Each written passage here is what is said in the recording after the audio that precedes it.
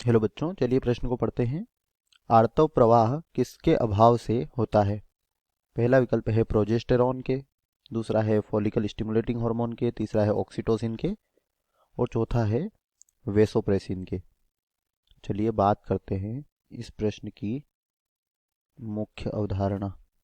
और इस प्रश्न की मुख्य अवधारणा में हम यहाँ पर बात करेंगे आर्तव प्रवाह के बारे में। तो बच्चों, जब क्या होता है, आर्तव चक्र होता है या मासिक चक्र होता है, तो इसके प्रथम 4 दिन यानी कि पहले से चौथे दिन तक क्या होता है, चौथे दिन तक रक्त का स्राव होता है।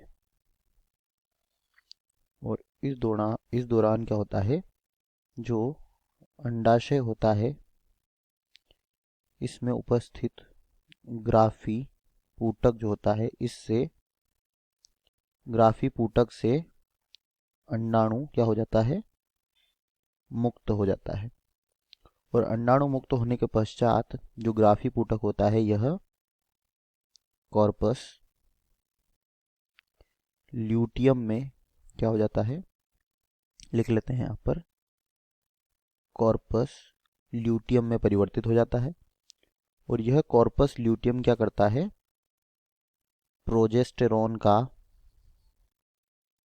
यह कॉर्पस ल्यूटियम प्रोजेस्टेरॉन का स्रावण करता है। और यह प्रोजेस्टेरॉन जो रक्त स्राव हुआ है कहाँ से, जो गर्भाशय के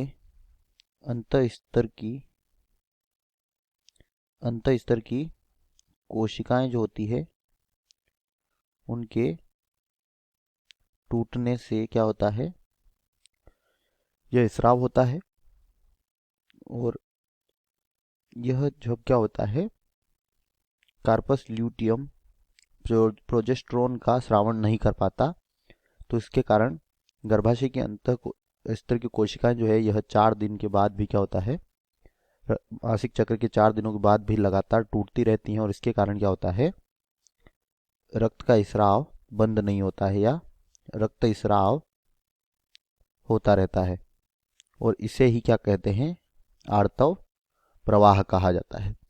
तो आर्तव प्रवाह जो है यह कहाँ किसके स्तर में अभाव के कारण हो रहा है, तो यह प्रोजेस्टेरॉन जो होता है इसके अभाव के कारण अंत कोशिका, जो अंत स्तर की दीवार होती है उसकी मरम्मत नहीं हो पाती और उसकी कोशिकाओं से लगातार रक्त का स्राव होता है, या उसकी कोशिकाओं के टूटने से रक्त का स्राव होता है। इसे आर्तव प्रवाह कहते हैं।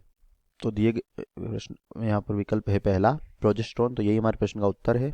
FSH, इसे फॉलिकल स्टिमुलेटिंग या फॉलिकल प्रेरक हार्मोन भी कहते हैं।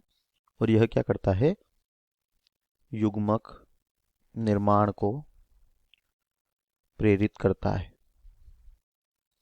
तो यह तो गलत हो जाएगा। ऑक्सीटोसिन जो है यह क्या होता है, ऑक्सीटोसिन दुग्ध निष्कासन